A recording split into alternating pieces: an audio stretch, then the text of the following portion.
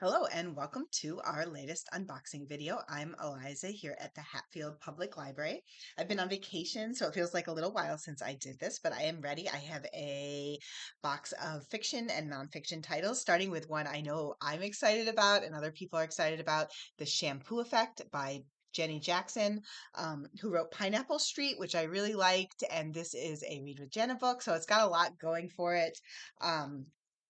Takes place in Massachusetts. Sounds like it's got a beach read vibe. It sounds like it's like kids in a beach town running them, getting in trouble, and then yeah, I don't know, a lot going on, a lot, but I don't even need to know the details. I'm in.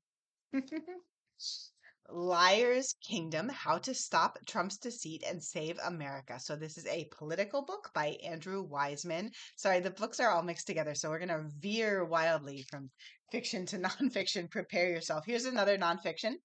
This is a slim volume by Mac Barnett, who is a popular children's picture book author and a personal favorite of mine. I feel like his books are the ones which I have just read like the most repeatedly without getting sick of them. I feel like there's lots of little things to notice, and I don't know, a lot of them are really original. I have my own favorites.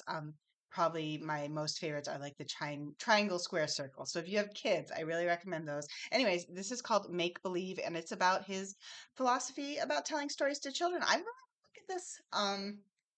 Seems like he knows what he's doing. The Yahoo Boys by Carlos Barragan. Okay. I remember what this is about. This is about um so it's about Nigerian scammers. It's about the actual people doing the lives of the actual people doing the scamming, which I think is really interesting. I think a lot of people on this end often just talk about maybe getting scammed or make fun of the scams, but like there are people, real people on the other end. This is Take Me to Your Leader by Neil deGrasse Tyson.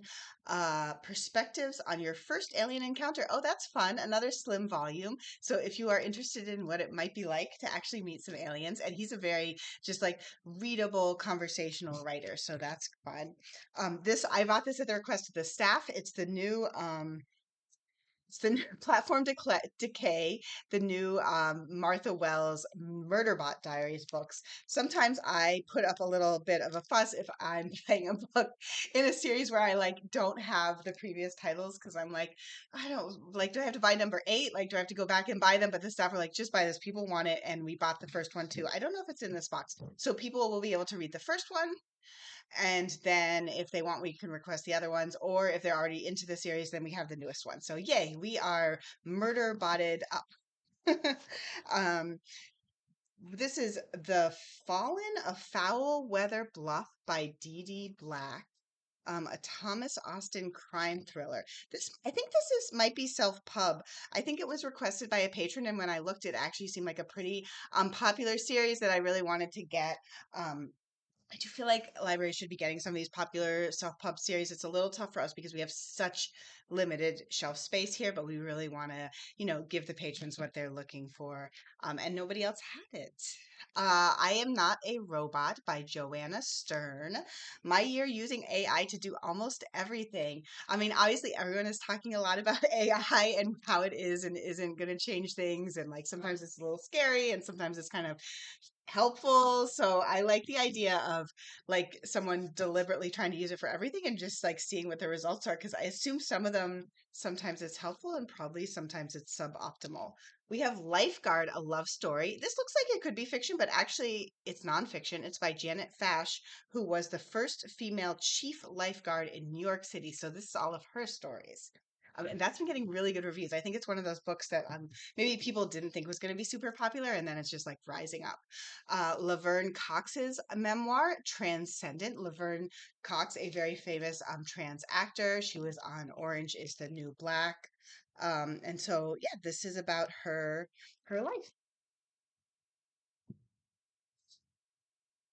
Another patron request. This is Half a World Away by Jonathan A. Wright. 9 months around the world in 1962 through 1963 through the eyes of a young boy. Again, we can't get everything. We don't have a lot of shelf space, but if it does seem like there's going to be general interest, we do whatever we can. Discover the Art of Field Sketching by Kristin Link. Nature-inspired techniques for pencil, pen, and watercolor. I love books where I'm like, I never thought of this. I didn't think about me myself going out and field sketching. I didn't even know the term field sketching, but it's like when you see the book, you're like, oh, I want to try it. It just looks so like inviting. Oh, that must be the author out in the wild.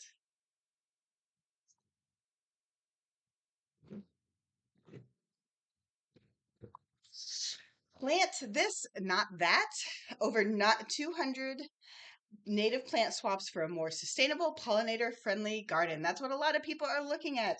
The author's name is blocked. I think her name is Elise Howard. I've still got a bunch more books, but I'm just going to keep going through them because I really want to get them all on the shelf. We have The Rainy Day Bookshop by RaeAnne Thayne. So that's sort of like a summer romancy beach read. We have The Gulf of Lions by Caitlin Shetterly. Uh, Acclaimed author of Pete and Alice in Maine. Oh, it's a both a standalone and a sequel to the previous book. So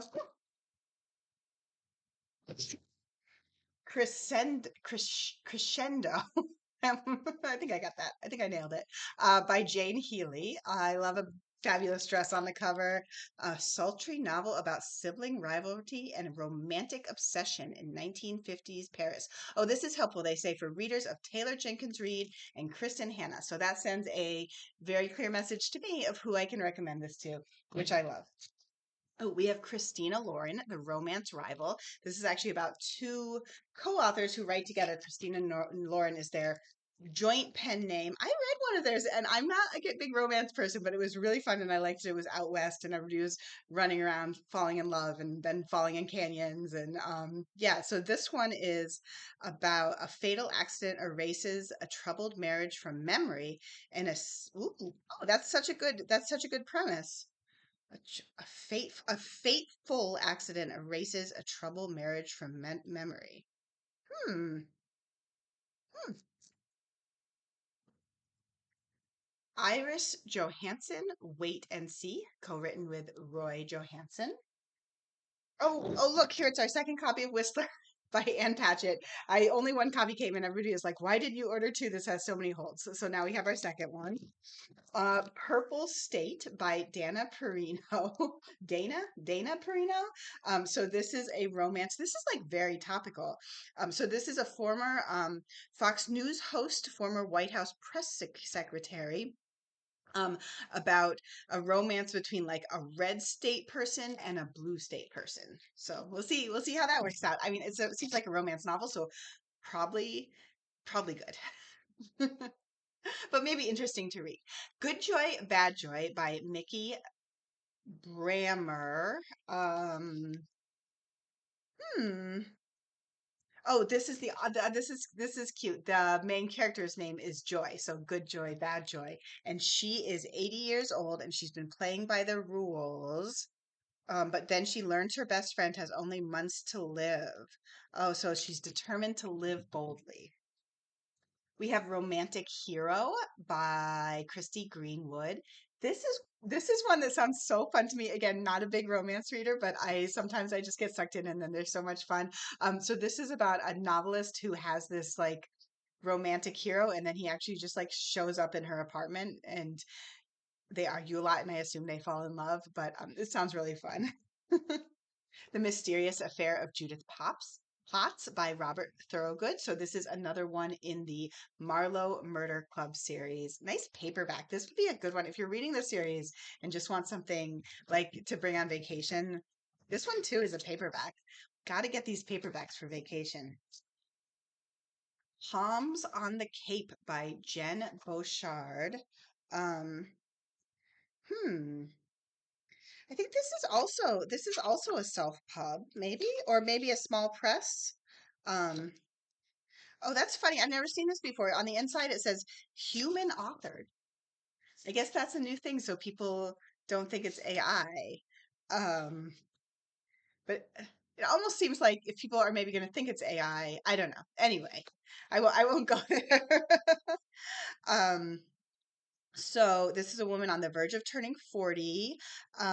She has her upscale beach bar. She's in Cape Cod, and then she gets pulled in by a charming man. But then she finds out he's part of a plan to take over her business. That's bad. An Artful Dodge by Karen Odden. Historical fiction, Victorian London. We haven't had a lot of historical fiction. She's stolen gems, purses, and hearts, but can she steal her life back from the thieving ring that's claimed it?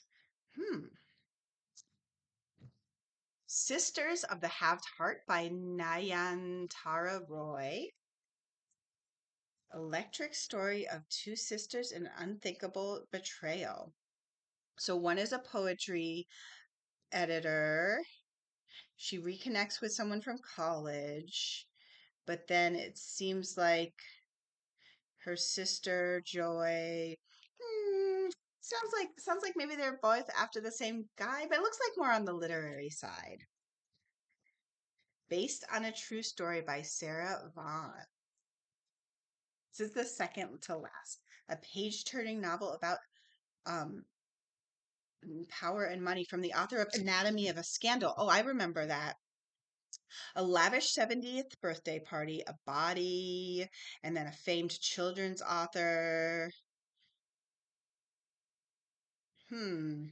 Sounds like there's a secret. We love a secret. And we have A Little More Social by Nicholas Epley, which is about how small choices create unexpected happiness, health, and connection. So that's it. That's my box box. I will be back soon with more. Bye.